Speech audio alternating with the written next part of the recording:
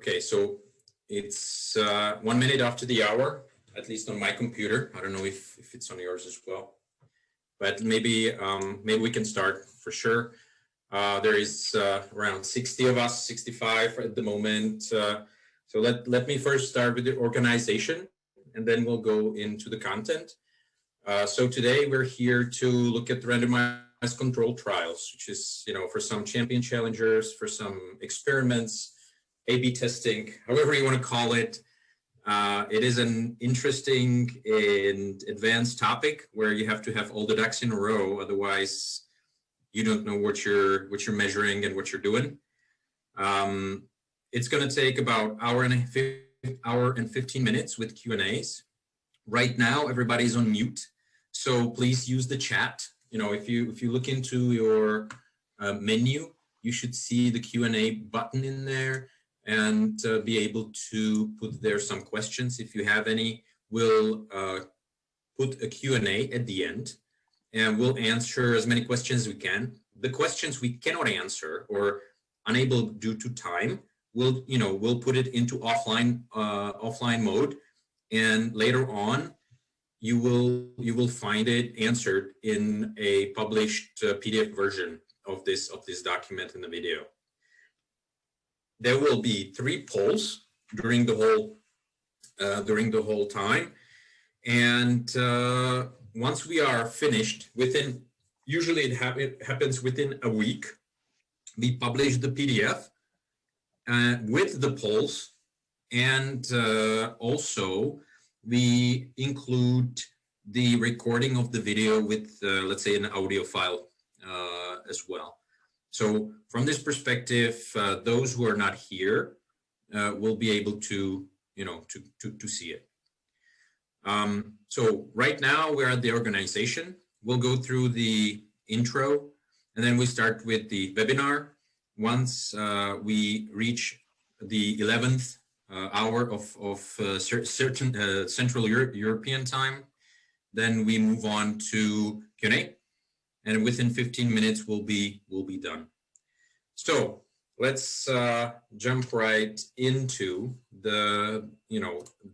what are we going to see today? So we'll see introduction of the participant. Today it will be myself and Marios. We'll talk about introduction of randomized control trials, what it is, where is its value. Then we'll go into practical examples. Basically, I think I prepared 5 or 6 different pilots that we did. I obscure the numbers a bit so that they are basically in different currencies and so on and so forth, so that it's not relevant in a way. But the basically the results stay. Then we will talk about a little bit, I wanted to make it a little bit more fun. So there is one slide at the end of all of those, let's say, use cases or case studies, where I kind of summarizing up the key points, where if you want to make sure that a champion challenger works in your favor, that the numbers are always on your side, that what can you do in order to achieve it? Although of course it's mostly about, I want to point out the key things that you have to take care of rather than, vice versa. And then we have here a, system that works with champion challengers very well. You will see a video, you will see how to set up a very easy champion challenger in the system, because I will be also talking about how crazy it gets when you have to handle everything manually. And then we finish, we'll go into Q&A. Now, a little bit about ourselves. So I'm going to start with me. I started out about 12 years ago. I don't know if my friends from Raiffeisen are here. Oops, sorry. From Raiffeisen are here. I hope yes. Basically, I started collections with them, and since then I never looked back. So if you would have asked me 13 years ago whether I want to be somebody who handles collections, I would be thinking about baseball bats, black cars, and drives into the black woods. Yeah. And today I am thinking of call centers, efficiencies, and let's say randomized control trials. So it's a completely different world, and I'm glad to be there because there's a lot of smart and inspiring people. And I was lucky that I was able not only to be with smart people from all around the world, but also I was able to go to Asia. I was able to, look around Southeast Europe. I was able to go and peek outside, the CE to European Union. So seen, as you can see in the Finnish projects, you see a lot. Most of it is, 2-3 months, 6 months projects on very specific topics. So this is myself, and I'll be talking about the randomized control trials. And Marios, if you want to jump in and introduce yourself, it'd be great. Sure. Yeah, thanks, Tomas. So it's really nice to be here, and I see a lot of people, a lot of familiar names, and unfortunately not faces. So my name is Marios Siappas. I've also been in the debt collection software business for quite some time now, almost 2 decades. I participated as a senior business analyst and project managers in multiple implementations around the world. I have done projects mostly in the banking sector. However, I also have experience in utilities and telco industries. And the client base that we're looking at was customers with some hundreds of thousands of delinquent accounts, but also some really large customers with millions of delinquent accounts. I have been heavily involved in both early and late stage collections, and my focus has always been to, how you can use technology to improve our customers' business results. Like yourself, my experience is mostly from markets in the Central and Eastern Europe, Middle East, and Southeast Asia. So I do quite a lot of traveling, and I have to say that Southeast Asia is my favorite so far. So that's it for me. Great, thank you very much. So, and then now we jump in, right? So first of all, let's talk about, most of you probably know A/B testing or randomized control trials, so champion challengers. But, just to recap really, really briefly. So I think the easiest concept to grasp is A/B testing, which, Facebook and Google has popularized a lot because, just doodling a little bit with the button here and adjustment of titles there and making it bold and so on and so forth. They were able to tinkle and show certain population different versions of their website and find out that, if you put something in columns instead of rows, you get a lot more engagement. You get a lot more clicks. You get a lot more buys. You get a lot more, time spent on the website. But, for us, it's a little bit more complicated, I would say. Yes, maybe I'm wrong, but I feel that dealing with real world, is a little bit more complicated. And the complication is that you deal with people. And so in terms of web traffic, you just create an algorithm where you split people in the long run into the random distribution into an A/B, and then you wait for some time and make let's say evaluation, right? And there you have some information about who's behind that IP address and digital fingerprint, etc. But in reality, you're kind of hoping that the samples are homogeneous.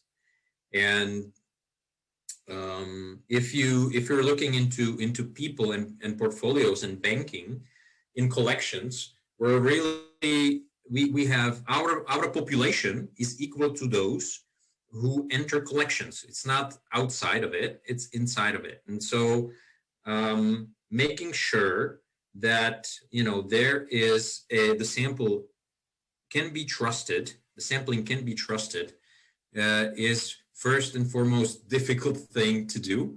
And we'll talk about it a little bit later, mostly when we get to the point of how to improve your scores if you want to, or rather what to be, careful about when looking for answers to your to the questions of how to make better collection strategy. So in that regard, we're looking at splitting people into different groups, applying different treatments, and seeing whether those treatments improve certain metrics. And the metrics are also very important because measuring flow rates, measuring cure rates, measuring efficiency rates, all of those are great, forward flows, backward flows, blah, blah, blah. Then everything is a valid metric as long in the context it makes sense to the selection, criteria we actually make. And I'll talk about it at the end of my speech, how to make it win. So, but let's talk about collections a little bit. I get sometimes a question, what is the added value of collections? Yeah. And I can tell you, and I would love to have a discussions with you about this topic, because right now I'm presenting you my point of view. So if you don't agree with it, wonderful. Please, let's talk, because I love it. I love talking about this. Because for me, the difference between, sometimes I'm getting the question is like, is the cash collection worth, the costs that are spent on collections? And I'm saying, well, the cash collected, probably not, but the losses are. Yeah. And the prevention of losses is basically what we're here for. And we are running an early collection trials, hoping that the advance that we do, for example, in the first two buckets, do not disappear towards the, let's say, loan loss provision recovery. So in that regard, this is the game we're playing, and the added value is between the self-payment curve and whatever we can push out of the clients on top. Now, we'll do a poll number one. So to get you started, I'm gonna launch a poll, and right now you will see it. It's a very simple question, get you actually awake to see whether you're using randomized controlled trials in your organization. And I'm going to keep it for 30 seconds. I'm going to give you a fair warning. And once we are done, I'm going to publish the poll. And we'll see the proportions. And I must say that at the end, when we are all finished, we will add a slide behind this slide with the results, and then publish it for you, that you can download it later on.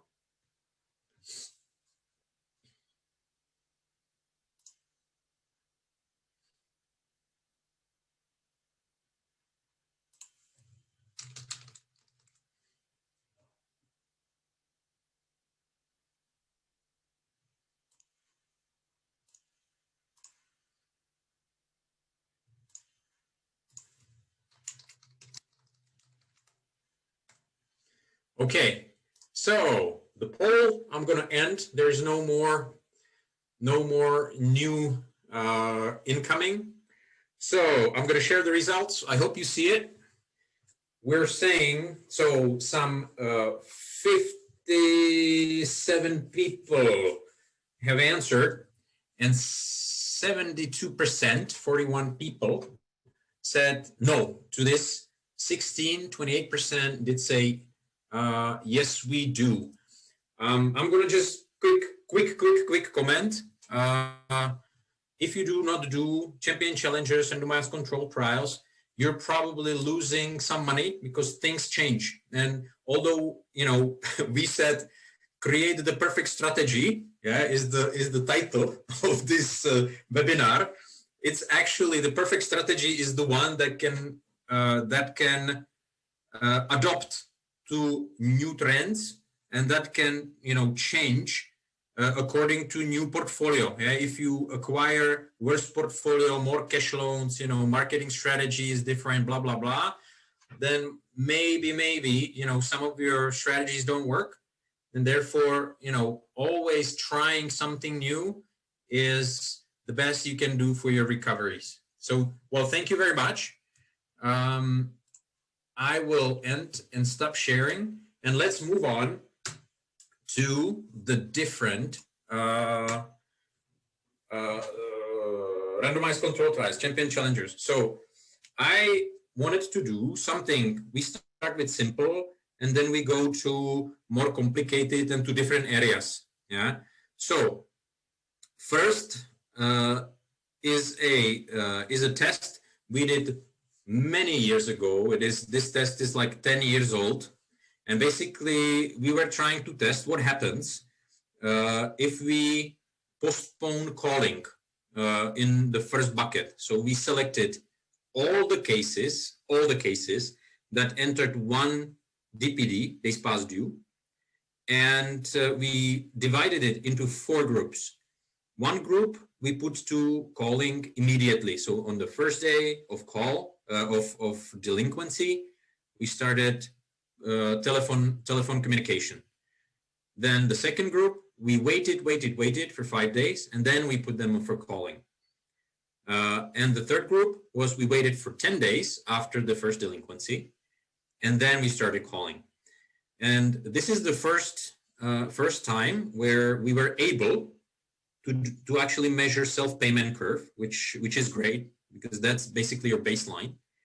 And not many banks or institutions let you do that, because you basically have to let approximately 10% of your portfolio, depending on the size of the portfolio, go through first bucket without any stop, right? And you're basically hoping that there will be some recovery. But here, we were able to do that. And the pilot ran for 8 weeks, and this is how it looked like, right? So the numbers are adjusted, yeah, so they're not real, but let's say the differences fit. And here, what you can, how we actually thought about measuring it. So since you can go about measuring a lot of things, right? You can do cures, you can do efficiencies, etc., etc. Here, we wanted to really look at cash collected per case and average cost per case. And how did we achieve that? So then we basically started measuring the cash collected, the cash inside, not exceeding the past due amount. And we basically divided by the number of cases that were in the trial. How it worked? So for the first, I think, 4 weeks, we were selecting cases. So to have, I think, in each of the group, we had more than 300 cases. So it was altogether around 600, 700, 800 cases, because the self-payment was only 10% of the inflow. And so we had all of these cases here. As you can see the curves, then, on the top, you have the red bump. That means that the PTP days were like set to 7. And you can see that if you start calling on the first day, on the 7th day, the payments start coming in. The same thing happens on the 5th. So on the 12th, 7 days later, when the PTPs are actually being to expire, you see a big jump up. The remainder, if you start on the 10th, you don't see much of a jump. And there is also the self-payment curve with the jump on the 14th. So we see that there must have happened something. We think it's later. At the time, we thought it's later, but explainable. We need to explain it a little bit more. And now going to the results. Yeah. So let's talk about the money first. The money in. You look at the table on the right, and CCPC is like cash collected per case. CPATT is cost per attempt, and net PC is basically the net benefit. Yeah? Now we have, when we take the average added value. The average added value is basically taking the self-payment and seeing the difference between the self-payment and the net benefit, right? And if you look at the net benefit per case, we're looking at that the DPD-10, after 20 days of the pilot, there's also almost no difference. But if you do DPD-1 and DPD-5, then you're looking at 7.3 to 5.6, let's say units or euros maybe, in the difference. And here again, we have to think about a little bit different things. It's still statistics, so you're not getting a result here. Yeah, this is approximation of the population. Hence, you have to count with the difference between, of the confidence interval.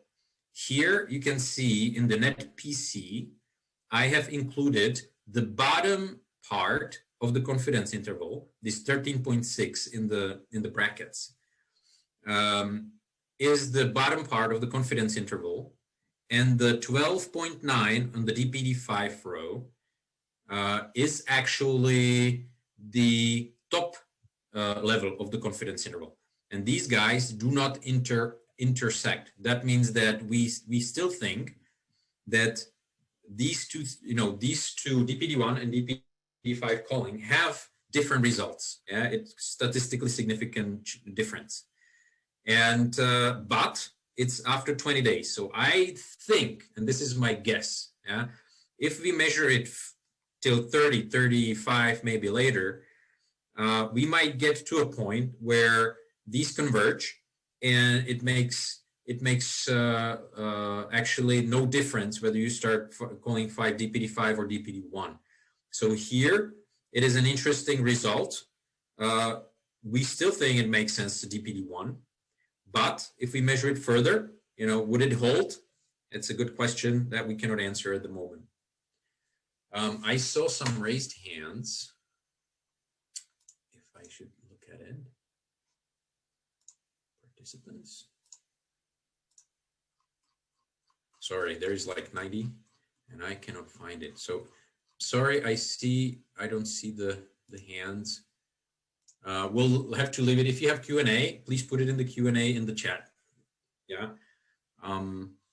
Thank you. Now, so this is the first one. So it makes sense to start calling on the first DPD, and the earlier you start, the bigger the difference you will receive.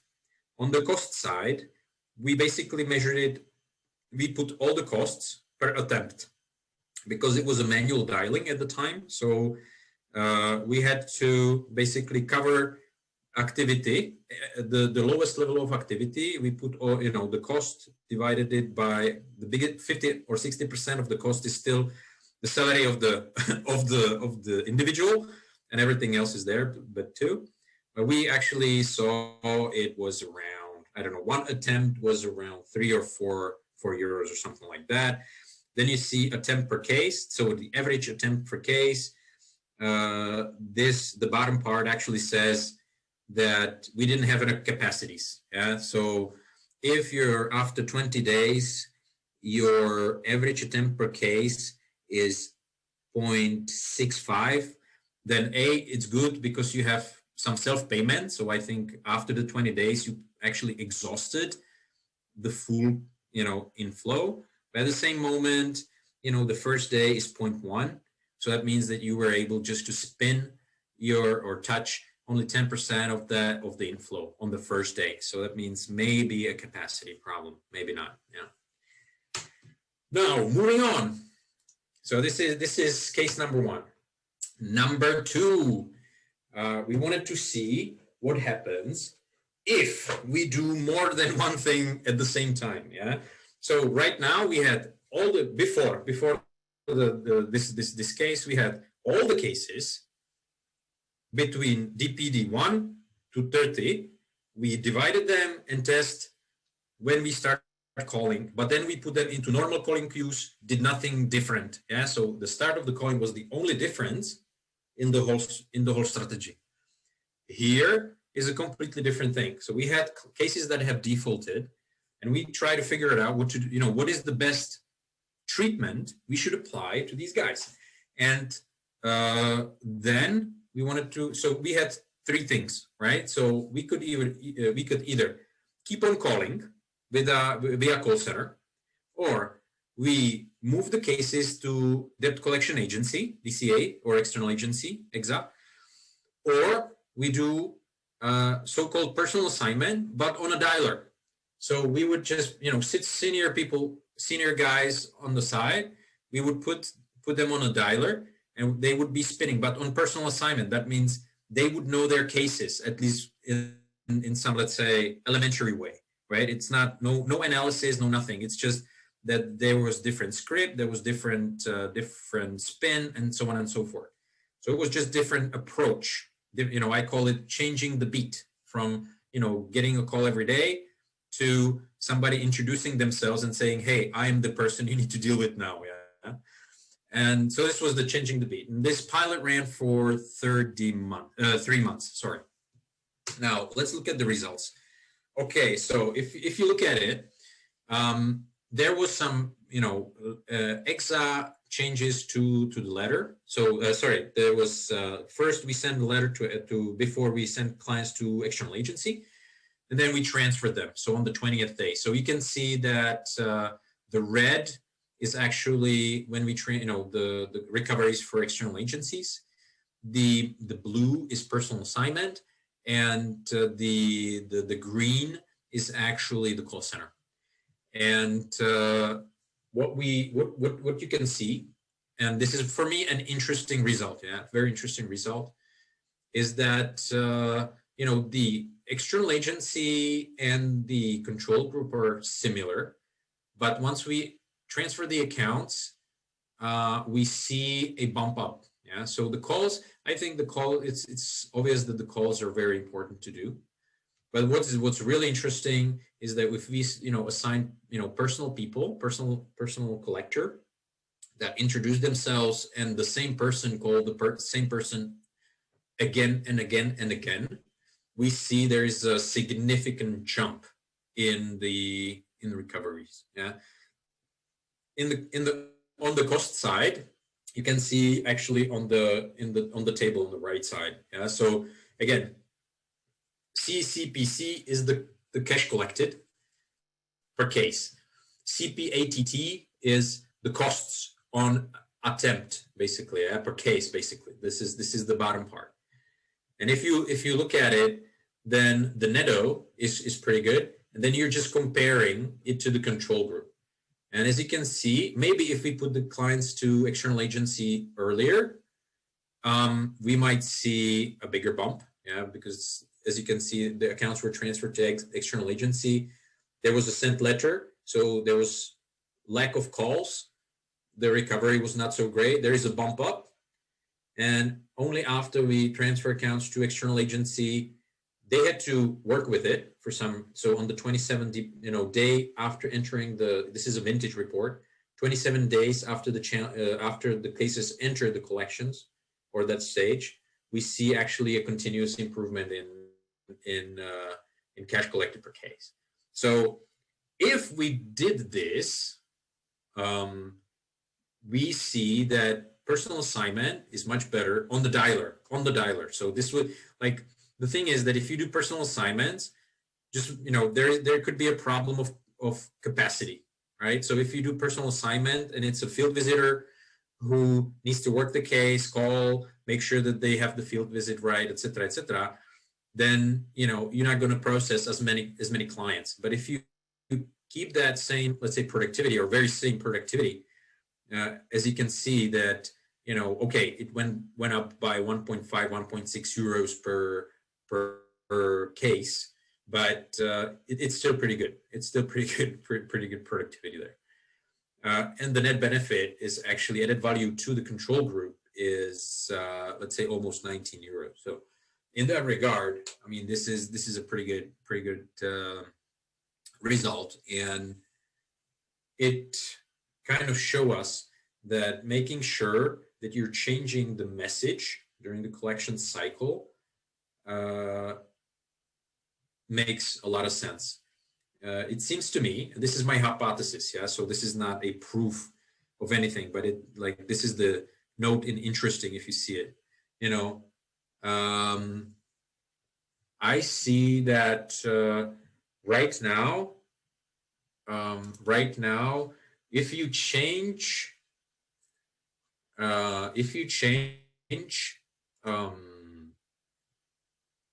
the beat, I say it.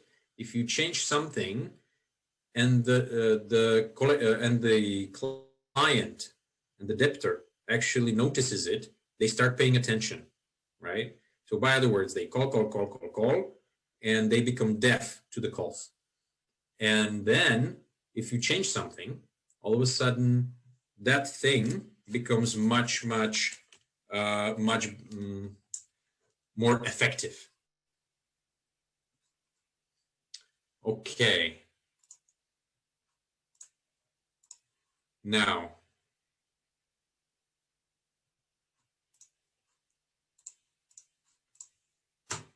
next case.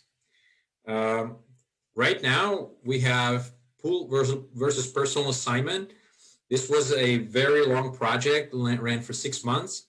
And so in that regard, we needed to check whether a personal assignment without any kind of dialer, but with analysis and everything else, worked with versus the call center. It was a 6 months long assignment, and we had a pool of clients who didn't go to field collections, but were still in collections. And there we had those who moved through the procedure. So let's jump in.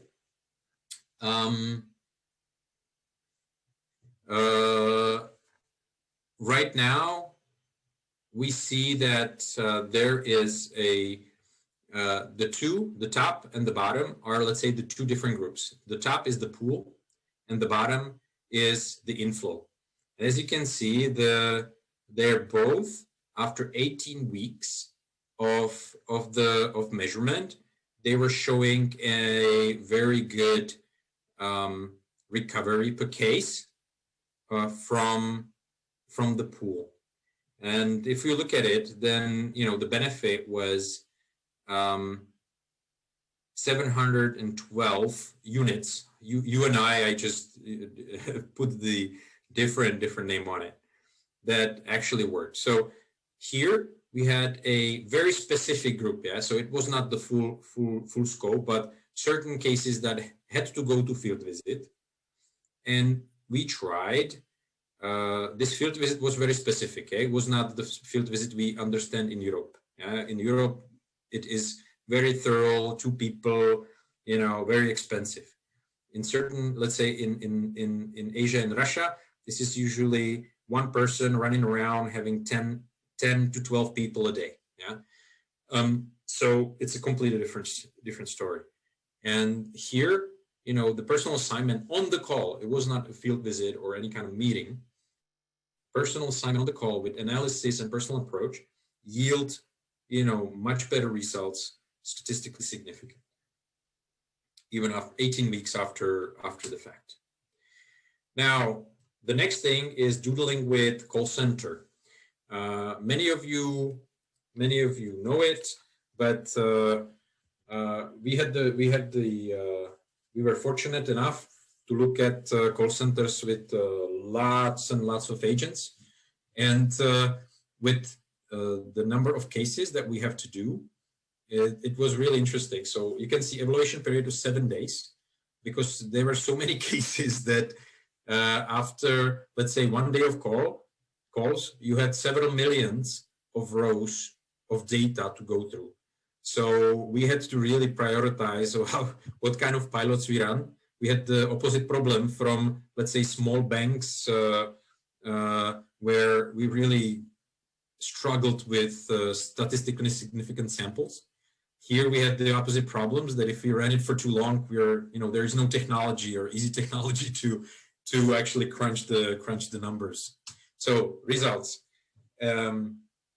we see the PTP amount per case in the champion and the challenger. The challenger was better. And what basically was the thing, right? So before we had all the numbers, very simple strategy. All the numbers had to be called without prioritization, different times of the day. There were no strategy to that. Yeah. So as the call list was prepared, it was dialed that way. And basically what we did is that we would take a look at it and say, hey, we believe that RPCs, broken PTPs, and things of that nature will be better at calling. Then we look at prime times and we say, okay, we need to call more in the morning and the evening, not during the lunch hours, and beefed up the processes there. And as you can see, that we were able to bump up in 7 days 65,000 euros. Multiplied by 4, you get a monthly, and multiplied by 12, and you get a yearly improvement, but just by prioritizing numbers in the dialer. Yeah. Last but not least, we wanted to figure it out, because like we always thought that there is a value in skip tracing, right? But in retail, it's a good question to ask. Does it really make sense on cash loans or credit cards to do skip tracing? And we try to measure that on the third and fourth bucket. And here we had this result, which basically says, yes, it makes sense. The thing is that on the first site, 149 versus 109, it doesn't seem to be that big if we had very small sample, but each of those groups had around 3,000 cases. And so the confidence interval was 0.45 or 0, like very small. And so basically it's so accurate that we can say that, having skip tracer, but the skip tracer was a collector. Yeah. So they had to find the number, they call, and they collect. It's not like a department where you find things and just put them in the database.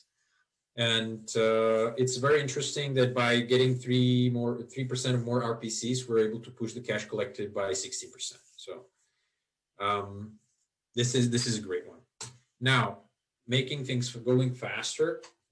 How to make champion challenger make sure that it always wins. Yeah. Representative sample and representative treatments. So if I wanted to make sure that my champion or my challenger wants to win, first of all, I would like to select into my sample somebody or some cases that are easier to collect, right? So for example, in the early collections, if you have very small amount, or the very small amount, no, but not the big amounts, but the smaller,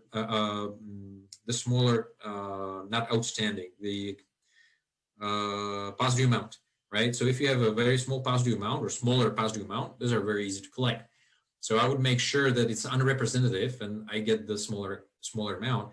And then if you do unbiased measurement, I would make sure that the measurement is efficiency, right?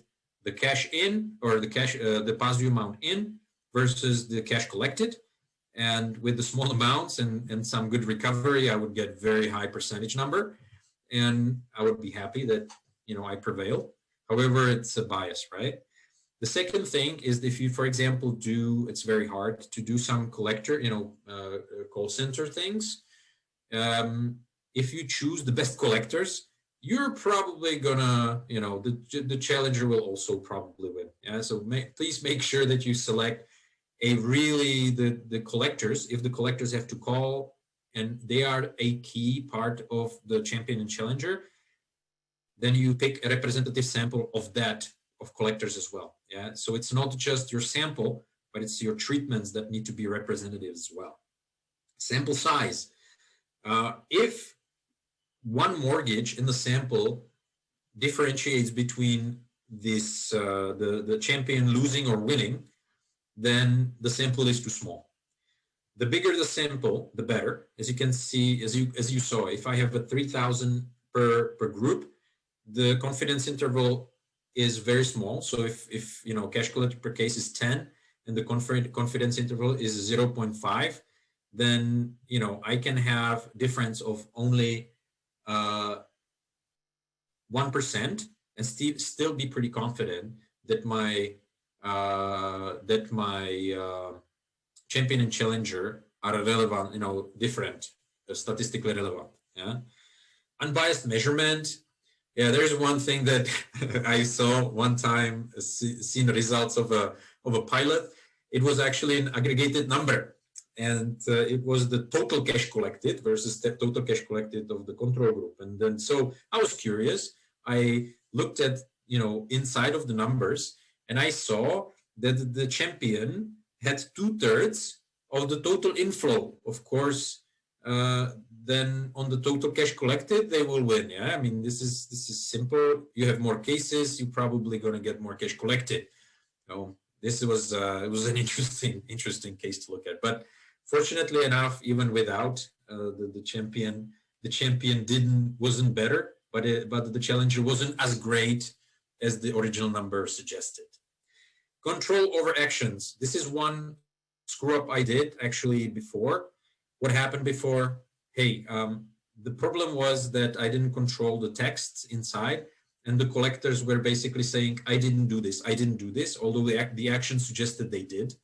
And basically, I had to throw it all away, about 2 weeks of work, because I didn't read the text inside of their actions. So if you want somebody to win, make sure that you read the text, and for the other guys, you don't read the text. So they will do something different, and you will make sure that your win. And drop-in voltage, this is an interesting case. We've seen actually a couple of times, is that, you know, we are quite motivated for things to work. So we make sure that everything works fine.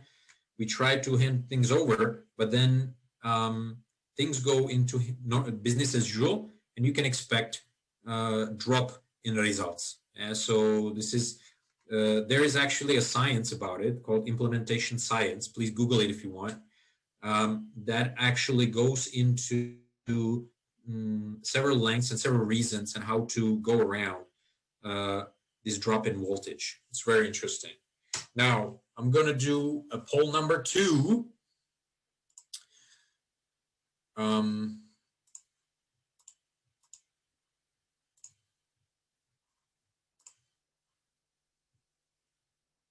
Oh, sorry. Is an RTC common practice? Sorry, I'm just going to do poll number 2. There we go. What metrics do you measure while performing RCTs? So let's take 1 minute.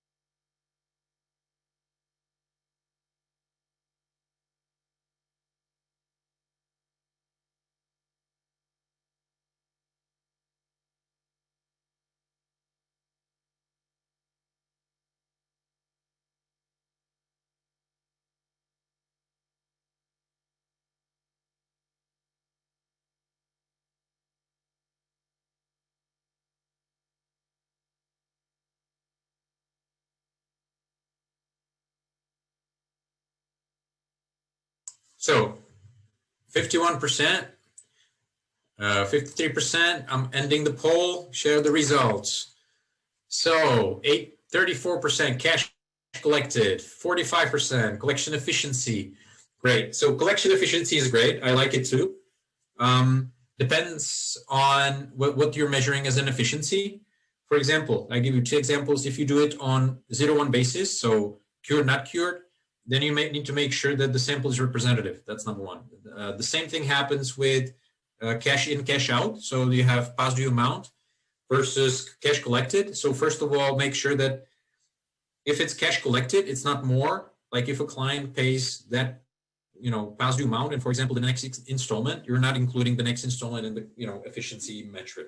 But in any case, so these are the results, and I think it makes sense. I'm actually glad to see loan loss provisions prevention. There's one person who did that, because at the end, this is the end game, and we should measure that in loan loss provisions, right?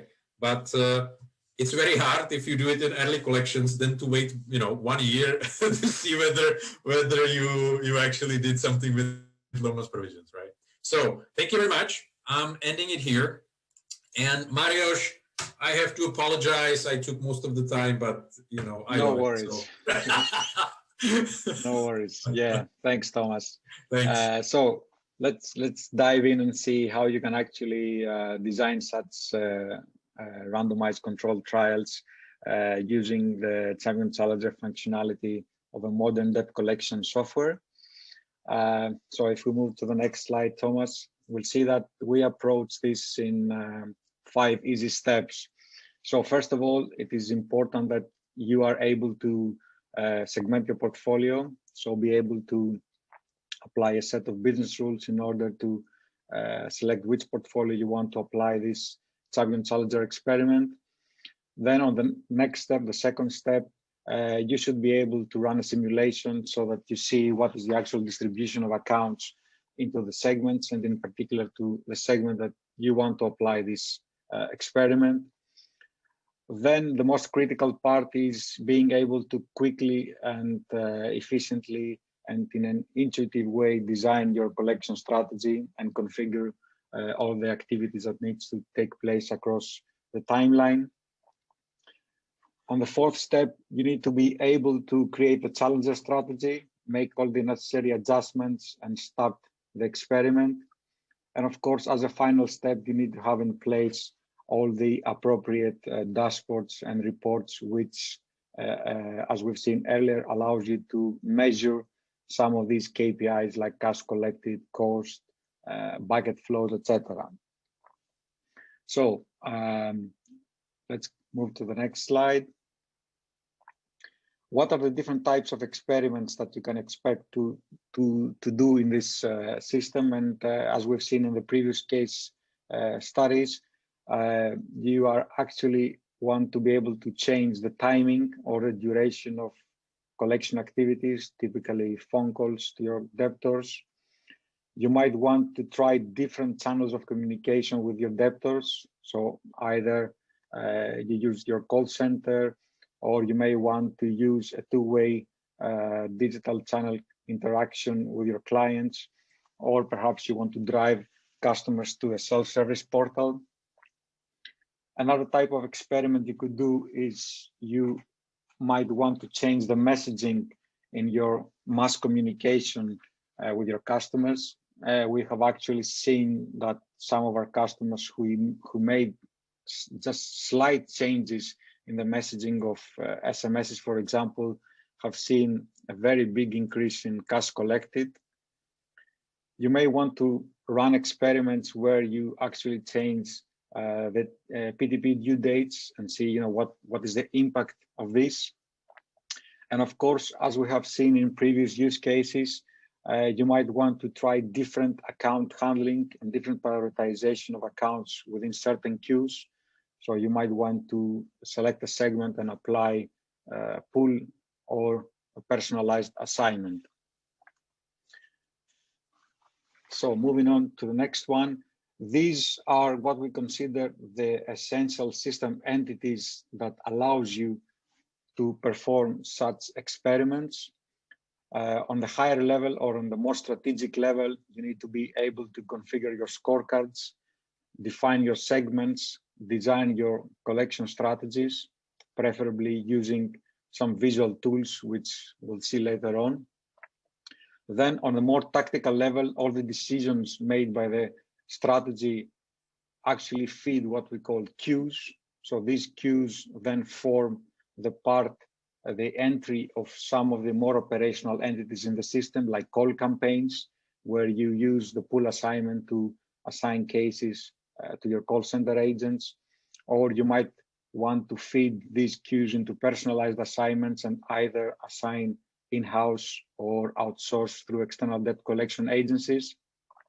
Or these queues can also be fed to templates, and you might want to select either traditional communication channels like SMS, letter, email, etc., or employ more digital ones like self-service portals or two-way communication with your customers through Viber, WhatsApp, or other such types of applications. And of course, you need a Champion Challenger module, which allows you to make adjustments to all the above. So, or a combination of all the above, like changing the campaign, the call duration, or the timing of the call, changing the assignment mode, pull versus personalized assignment, making changes in your templates. Everything should be relatively easy for you to do. And of course, in the end, you need the out-of-the-box dashboards, which will give you all the insights, and you are able to evaluate the performance of the champion and the challenger. Now, if we look into a little bit more detail, all these steps. So in the first step, this is really important to be able to select a portfolio and apply this randomized control trials. So you don't want to go with a big bang approach and apply an experiment to your whole portfolio. Here you need a flexible business rule engine. So this will allow you to use criteria or metrics, as we call in our terminology. You should have a relatively rich library of such criteria. You don't need code to do that. And by just combining the criteria, you're able to define your segment and be able to apply your experiment. Now, the next step, as we've seen earlier, is you need to be able to run a simulation. So this simulation will give you an instant view of how accounts are distributed in this segment you just created. You can very easily export your results in Excel file and see what is the actual distribution. And in case your sample size is quite small, perhaps you might want to adjust your criteria. In the next step, as we said earlier, you need, if we move to the next slide, Tomas. Now, this is, as I said, the most critical step is being able to design your collection strategy. So preferably you need some visual tool to do that, some tool that makes it very easy for you to configure all your collection activities across the timeline, whether it is mass communication activities like SMSs, letters, emails, call activities, field collection activities, skip tracing, outsourcing, etc. You need to be able also to apply different exclusions to your strategy, like customer complaints, exclude low balances, or pending promise to pay, but also be able to configure parallel activities. So regardless of days past due, you might want to define activities such as PTP reminders. And all these, as mentioned before, actually put accounts into queues, where queues then feed all these operational entities in our system and perform your assignments, send your SMSs, interact with your customers through a self-service portal, etc. In the next step, what you do is you actually initiate the Champion Challenger wizard.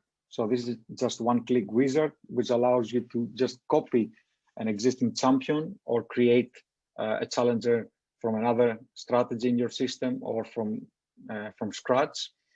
You need to be able to define what percentage of accounts you will feed to this new challenger so that you are now ready to start running your experiment. And of course, in the next step, you need to make the adjustments in the challenger strategy. So all the changes are done through drag and drop.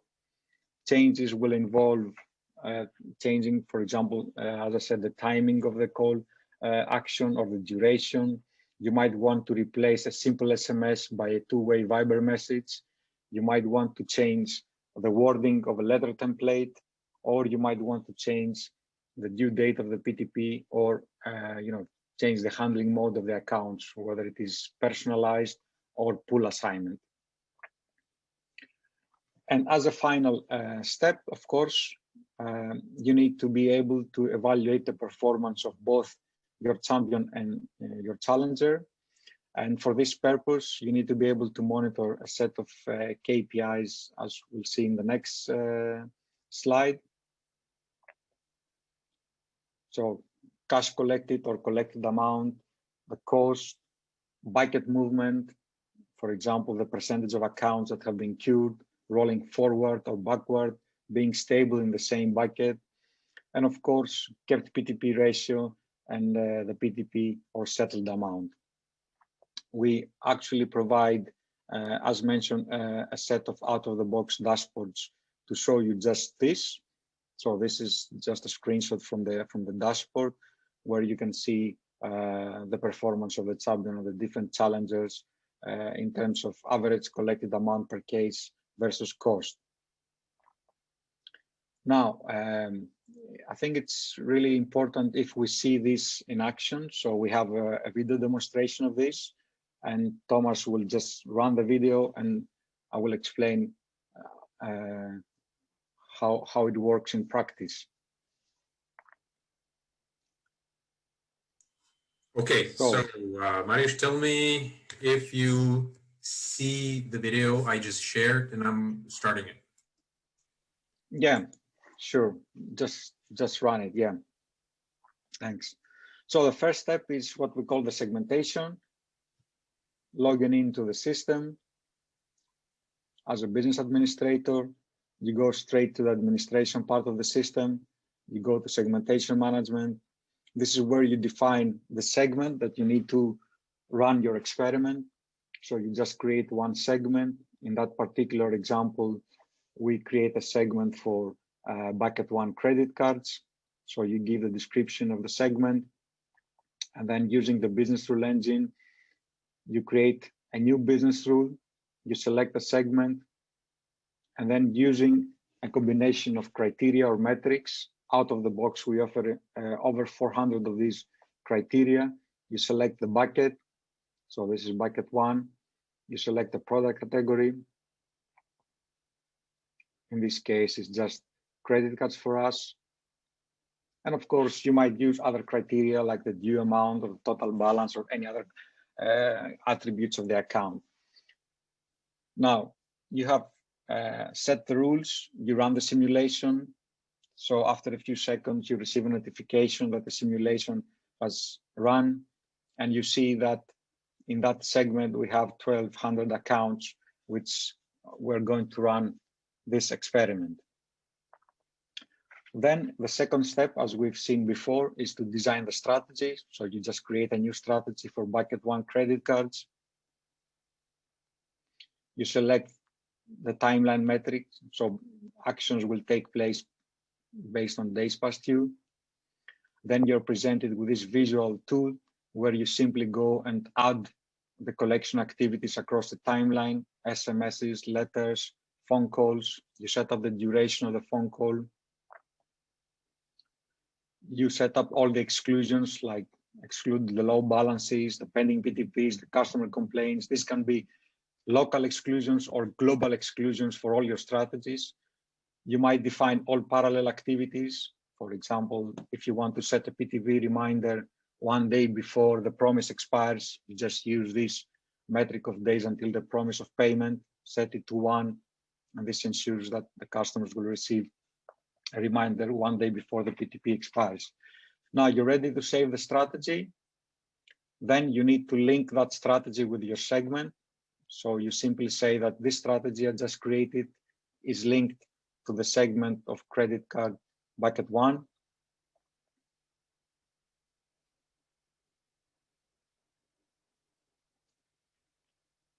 You publish, of course, the results. And now it's time to start your experiment. You go to the wizard, you create a new session or a new experiment. You copy an existing champion, which is the bucket 1 credit cards. You create the challenger. You say, I want to feed 20% to the challenger. And now the system creates the challenger for you. You edit the challenger. You might change the timing of the call, so you shift it a bit earlier. You might change the duration of the call, or you could even just add additional rules on top of that. So you might say that let's do an experiment and call only the customers for which total balance is greater or equal to 1,000. So you make the necessary adjustments, you save the new challenger, you publish it. Now the experiment is activated. You go again to the wizard and you run the experiment.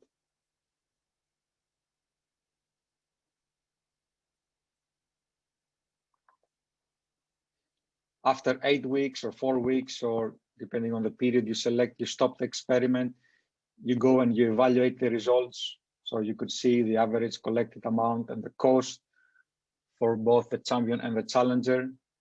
Or if you have more than one challengers, you see again the same type of dashboards. And once you're ready, you just say, I want to now select the winner, which could be either the champion or the challenger based on the insight you got from the reports. And that's it.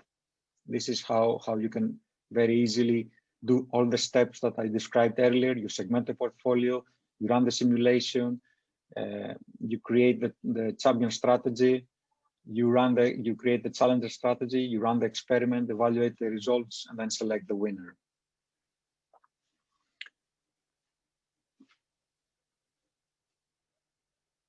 So, Thomas, you could share again, I guess, the Super. Thank you very much. Slide. I will share the PowerPoint again. So we have behind us the demo. I wish you could see me now during the demo. My computer started running like crazy, so I was blowing on it so it doesn't shut down. Any case, so we're at the end. There is already a Q&A. I just want to wrap it up. There is no best scenario. There's no best perfect strategy, but the perfect thing is to keep adapting. I mean, be ready for change. If you're not doing the experiments, think about it. They are complex, yeah, I understand, but keep trying to think about how to do it, because it makes sense. Be aware that it's not easy. Yeah, you can taint the sample, taint the results very easily by not measuring the right things, by making sure that you're selecting the right stuff, from treatments to other things. So it's not easy, but it's once you have it set up, that's why you have the technology. That if it can, if the randomization, making sure that you see the results and you get the feedback quickly, and the sample is good, and the treatments are also random and so on, then you have everything at your fingertips to do it all. Now, last but not least, the last poll. What you would like to see at the next webinar? I have reporting, restructuring, KPI, self-service, desks, or other. And I know I already, Petria, thank you, told me that this is like no multiple choice. So I do apologize. Next time it will be better. I didn't check that one. And so next time we'll do the multiple answers. So I understand that not many of you can just answer one, but even more. Okay, so there's only 51 people, 52 already answered. Great. So I'm going to keep it for another a couple of seconds. And then we'll go to the Q&A. Perfect. So we stopped at 62 people out of 90, 63. I'm ending the polling. 5, 3, 2, 1, and publishing. Share the results. So restructuring, an interesting topic for 30% of you. KPI incentive 30%, reporting 20, self-service 14. Thank you very much. this will be included in the PDF once we publish it with the video. And let's go to the Q&As. So let me pull it up. We already had a couple of answers. So I will go through them one more time, and there in the chat there were some more. So Aiden, he was say on the slide 10, calling the clients on DPD1 has a positive impact on collection, but what about costs?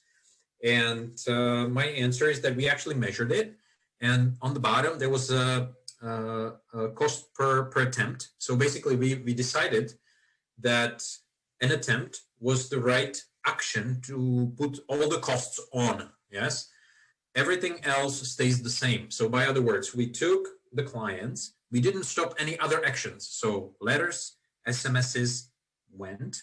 The only thing that we held was calls. So the only difference, only the clinical difference were the calls. And so one group went first DPD, second group went 5 DPD into the queues, and the third one after 10 DPD.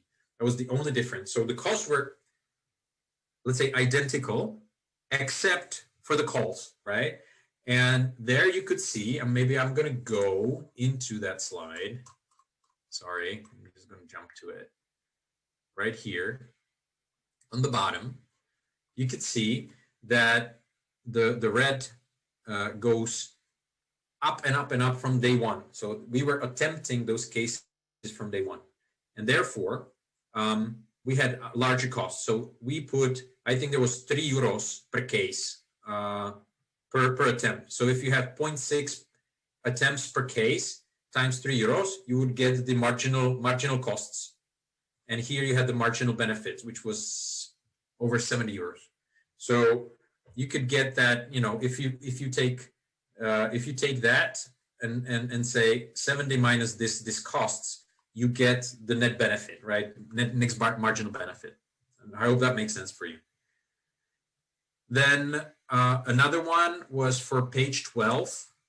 Was the external agencies, that's this, whether the external agencies had a personal assignment or a call center.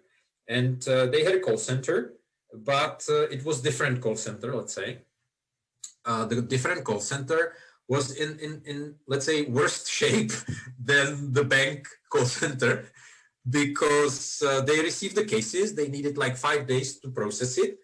And then after those 5 days, they had like people who would be in the pool, but they would call manually. So there was no auto dialer. Yeah, so it was kind of this weird thing where our hypothesis is that we see that when external agencies start calling, even though they are not in the best efficiency, let's say, ratios, just the fact that, for example, they say that we are from so-and-so, makes a difference. Yeah. So this is an interesting outcome. Now in the chat, I see that there is some additional things. Will you share the PPT? Could you record? Yes. So all of this, for those who came late, all of this is being, first of all, recorded, and the video will be put on, I think we have a private YouTube, where you will not find it in the search, but you will get a link. And also you will find a link to the PDF version of this file, but also with the polls. So we'll update it with the polls that we did, the 3 ones, and put it there too, so that, and then we will notify all of the attendees, also the ones who didn't attend, and you will be able to watch it, and B, you know, just go through the pages. Okay, so I don't see any more questions. I don't see any more. I don't see any more. I see more questions. There's one more. Sorry.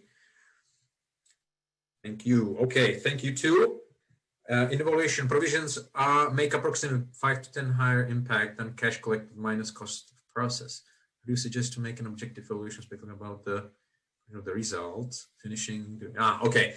Well, the thing is, 30 DPD. That's exactly true. But this is exactly true.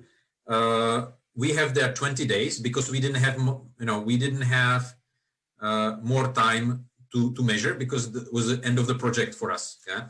But in the reality, what you want to do is to really look at. Thomas, perhaps you need to state the question because I don't think everyone can see the question or the can. Okay. The question was that the conclusion or the result of the first case study, which was when do you start calling first? DPD1, DPD5, DPD10, and not at all, right? DPD5 and 1 were coming very close, but the measurement days were only at 20. I will show you,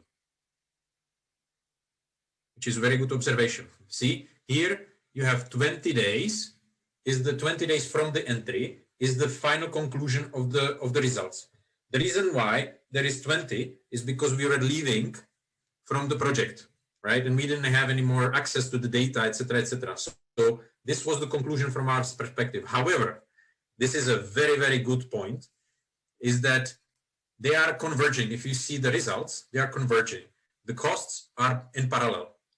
So in that regard, you see that I believe that if we measure it for 10 more days, or maybe if we measure it till 90, if we have the time, right, to see whether it has impact on default, for example, then I think we would see that they converge and there will be no statistical difference. But this is just my opinion from the converging numbers, right? And whether that would make it like, I think there would be like between 1 and 5, there is a right time to call. It's just that from day one, there is a high self-payment curve, right? So you want to start calling when the self-payment is not as hard and not as big, right? Just to save your costs. There's anonymous. What are the most common areas where customers fail running randomized control experiments? Most common areas where customers fail. Well, it is usually 3 things. Randomization of the sample. I've seen many things where, instead of using random even Excel rand, this function rand, if you don't use it, in a nested form, if you do it just once, it is pretty good random function. Yeah. But if you just do it by first 2 numbers of the account number or things of that nature, then although it seems random, right, it's really not, because, it's usually sequential, the account numbers and stuff like this. And therefore you're getting, you might be getting overrepresentation of certain vintages, right? So cash loans from some marketing, times or whatever, or when you didn't have certain rules on risk, etc. So it's really tough. So this is one part. Second part is making sure that the treatment is also somehow random. So not just giving, not just picking the right collectors, but kind of randomizing also the collectors. Usually it's like, I'm going to take these 2 or these 3 guys, they are really good, and they're going to do the pilot. Well, then you're measuring the people, not the treatments, right? And the third one is usually then measuring cumulatively. That means, one collected 3 million and the other one collected 2 million. And it's not the driver, right? You have to do it per case, or you have to do it efficiency per case, or, things of that nature. It needs to be really the efficient measuring. It needs to be something sensible. And then maybe in the measurement, usually the costs are not considered very often. Usually it's like, okay, the result is, 30% better on this one, so we'll just go with that. Yeah? So these are the three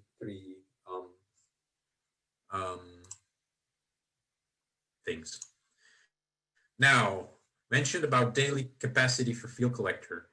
Asia versus Europe, 10 to 12 Asia approach. What is your view on Europe, Cape? So in Europe, what I see, well, it really depends what you expect from field visit. I always start with this. This is a great question because, for example, in Asia, you don't expect to have too many pictures. You don't have evaluation of the of the financial situation. You don't try to assess the conditions where they live, and there is not much like the reporting of all of that and the pictures and whatever you're trying to do here in Europe is not as strict in Asia, right? So if you do cash loans, you don't need to do the house checks and all of that. If it's a mortgage, it's a completely different story, right? And for cash loans, you need to have minimum 12 field visits per day, and it needs to be fast. It needs to be and also without GDPR and secrecy, you can talk to the neighbor, or I remember in Vietnam, if you go inside of the block houses, there are many sheds, right? So you go to the next shed and say, hey, the guy that lives over there, and they say, yeah, can you tell him that I'm on this number, blah blah blah, right? So you talk to completely strangers, and you get it somewhere, you get the cash collected there. So it's a completely different story. But in Europe, if you want to do this quick, I stand on your door, knock on your door, somebody wants to see it, I think we can get to, in cities, we can get to 7, 8, 9 a day, but it's not with all the documentation and 2 people with, just to make sure that everything is properly documented and done. But if we're talking mortgages and negotiations, then we're talking probably 5 or 6 maximum. And this is, we're talking maximum. Yeah? Needs to be very well planned.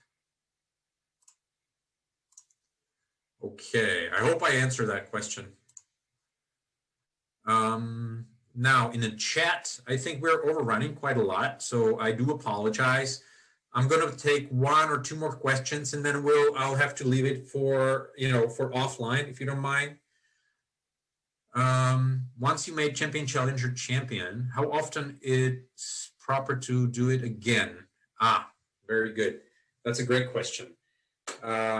I think it's always good to do something different. So once you have I think it's good to have, in the agile world, I know people from Europe are hate the word agile, so I say it anyway.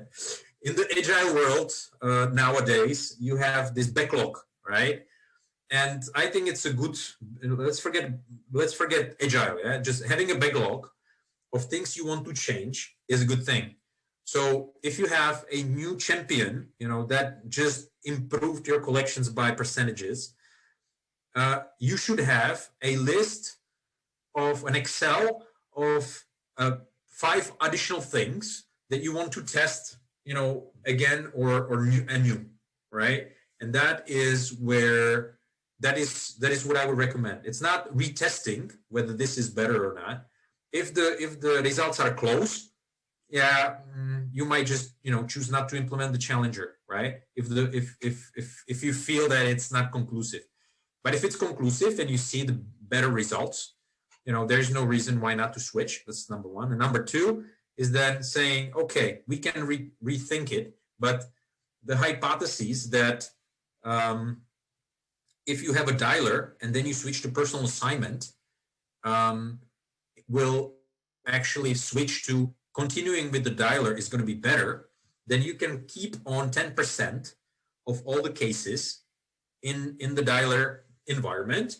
For first 2 buckets, you just put 3rd and 4th bucket, you keep it in the call center, and you will always see how they perform against everybody else. And so you can have this shadow process where you can always test your hypotheses continually. However, it's not necessary. I would switch, very specific segments to, for example, personal assignment. I would start calling somewhere between 3rd and 5th DPD. I would probably make longer analysis of the results versus costs. Somewhere between 3rd and 5th DPD, start calling. Maybe higher spin. I would test that again, and then I would start thinking, okay, so what happens if I have a very low amounts, and I will, message them through an app, banking app or iBanking or whatnot. Does it have the same effect as SMS, for example? Yeah, things of that nature. That could be a completely different test you can run and improve your results there. I hope I answered that question. Perfect. So thank you very much. I appreciate your time, your questions, and I hope to see you and hear you soon. To whom I know, don't know as well. And Thomas, perhaps you can share the last slide also with the contact info. That's very while good. we're leaving. Yes, while we're leaving. These are the contact information for us, and we appreciate you being here. Until the next webinar or personal meeting, have a nice day. Bye-bye. Have a nice day. Thank you.